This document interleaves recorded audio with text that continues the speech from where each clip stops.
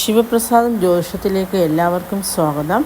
ഇന്ന് നമ്മളിവിടെ പറയാൻ പോകുന്ന വിഷയം എന്ന് വെച്ചാൽ നമ്മൾ ഗണേശ ഭഗവാൻ, അതായത് നമ്മുടെ വിഘ്നേശ്വരനെ നമ്മൾ സ്വപ്നത്തിൽ കാണുകയാണെങ്കിൽ നമുക്കുണ്ടാകുന്ന ബലങ്ങൾ, എന്തൊക്കെ ബലങ്ങളാണ് ഉണ്ടാകുന്നതെന്നാണ് ഇന്നത്തെ വീഡിയോയിൽ പറയുന്നത്. അതായത് ഗണേശ ഭഗവാൻ എന്ന് പറയുന്നത് ആരാണെന്ന് എല്ലാവർക്കും അറിയാമല്ലോ. ശിവഭഗവാന്റെയും പാർവതി ദേവിയുടെയും പുത്രനാണ് ഗണേശ ഭഗവാൻ എന്ന് പറയുന്നത്. അദ്ദേഹം സർവ്വ വിഘ്നങ്ങളും, അതായത് എന്ത് വിഘ്നങ്ങൾ നമ്മളിൽ നേരിട്ടിരുന്നുവോ ആ വിഘ്നങ്ങളൊക്കെ നമ്മളിൽ നിന്ന് വിട്ടുപോകാൻ പോകുന്നു എന്നാണ് അദ്ദേഹത്തെ സ്വപ്നം കണ്ടാലുള്ള ഭാഗ്യം എന്ന് പറയുന്നത്. അതായത് മുജ്ജന്മ പുണ്യമാണ് അദ്ദേഹത്തെ. അതായത് അത്ര ഭാഗ്യമുള്ളവർക്ക് മാത്രമേ ശ്രീ ഗണപതി ഭഗവാനെ സ്വപ്ന ദർശനം കിട്ടുകയുള്ളൂ. അത്രയ്ക്ക് ഭാഗ്യം ചെയ്തവർക്ക് മാത്രമേ ഭഗവാനെ സ്വപ്നത്തിൽ കാണാൻ കഴിയുള്ളൂ. അതായത് അതുപോലെ അത്രയും ഭാഗ്യമാണ് ഭഗവാനെ നമ്മൾ സ്വപ്നത്തിൽ കാണുന്നത് മൂലം ഉണ്ടാകുന്നത്. അപ്പോൾ ഓരോ ഭാവത്തിൽ നമ്മൾ കണ്ടു കഴിഞ്ഞാൽ ഓരോ ബലങ്ങളാണ്.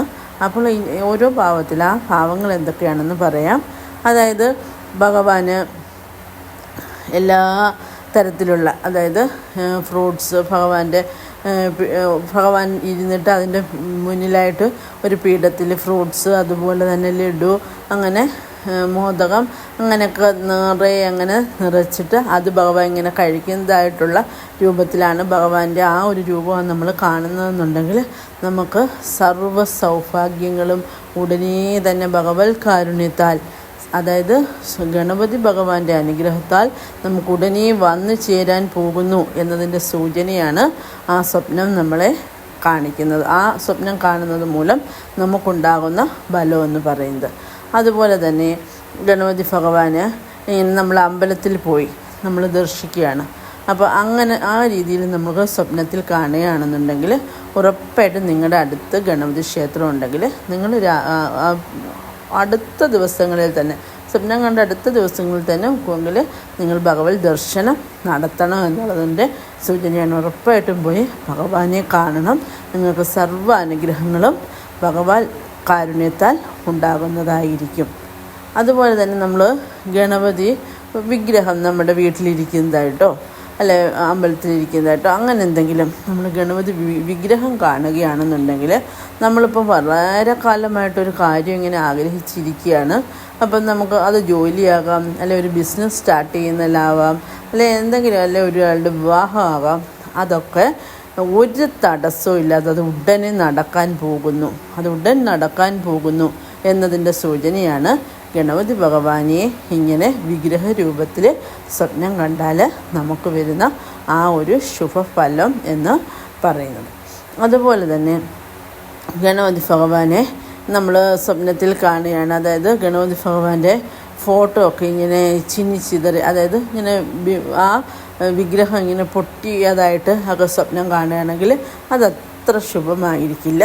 അപ്പോൾ ഉടനെ തന്നെ നമ്മുടെ വീട്ടിൽ ഒരു ഗണപതി പൂജയോ അല്ലെങ്കിൽ വീട്ടിൽ ചെയ്യാൻ പറ്റുന്നില്ല എന്നുണ്ടെങ്കിൽ അടുത്തുള്ള ക്ഷേത്രങ്ങളിൽ പോയി നമ്മൾ ഉറപ്പായിട്ടും ഒരു ഗണപതി ഹോമം ഉറപ്പായിട്ടും നടത്തിയിരിക്കണം. അപ്പം ആ ഒരു എന്ത് ദോഷങ്ങൾ, തടസ്സങ്ങളോ വിഷമതകളോ ഒക്കെ നമുക്ക് വന്നാലും ഭഗവാൻ അത് നമ്മളിൽ നിന്ന് മാറ്റിക്കളയും.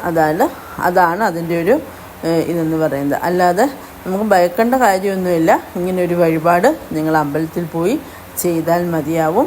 അപ്പോൾ ആ ദോഷം നമ്മളിൽ നിന്ന് വിട്ട് പോകുന്നതായിരിക്കും.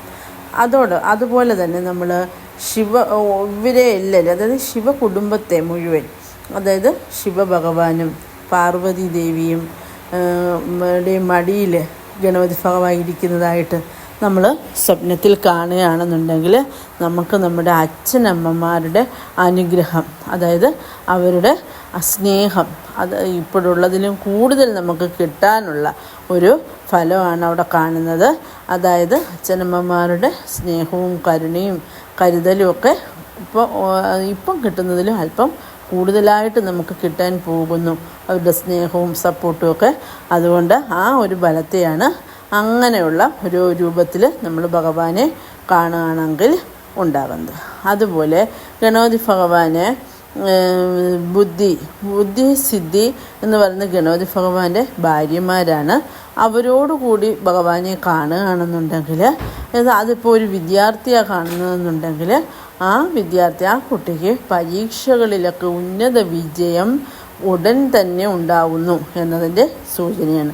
പരീക്ഷാദികൾ, അതായത് വിദ്യാഭ്യാസപരമായിട്ടുള്ള ഒരു ഇതാണ് കാണിക്കുന്നത്. വിദ്യാഭ്യാസപരമായിട്ട് വളരെ ഉന്നതിയിലെത്താൻ പോകുന്നു എന്നതിൻ്റെ സൂചനയാണ് ആ സ്വപ്നം കാണിക്കുന്നത്. അങ്ങനെ ഗണപതി ഭഗവാന്റെ സ്വപ്നം കാണുന്നത് മൂലം ആ സ്വപ്നം കാണുന്ന വ്യക്തി സർവ്വ സൗഭാഗ്യങ്ങളും നിറഞ്ഞ ഒരാളായിരിക്കുമെന്നത് ഒരു സംശയവുമില്ല. അദ്ദേഹത്തിന് എല്ലാ സൗഭാഗ്യങ്ങളും ഗണപതി ഭഗവാന്റെ അനുഗ്രഹത്തിൽ അദ്ദേഹത്തിൻ്റെ ജീവിതത്തിൽ എന്തൊക്കെ കാര്യത്തിലാണോ തടസ്സങ്ങൾ നേരിട്ടുകൊണ്ടിരുന്നത്, ആ തടസ്സങ്ങളൊക്കെ നീങ്ങി അദ്ദേഹം വളരെയധികം സമ്പൽ സമൃദ്ധിയോടുകൂടിയും സൗഭാഗ്യത്തോടുകൂടിയും സമാധാനത്തോടുകൂടിയും ജീവിക്കാൻ പറ്റുമെന്നാണ് ഉള്ള സൂചനയാണ് ഇതെല്ലാം കാണിക്കുന്നത്.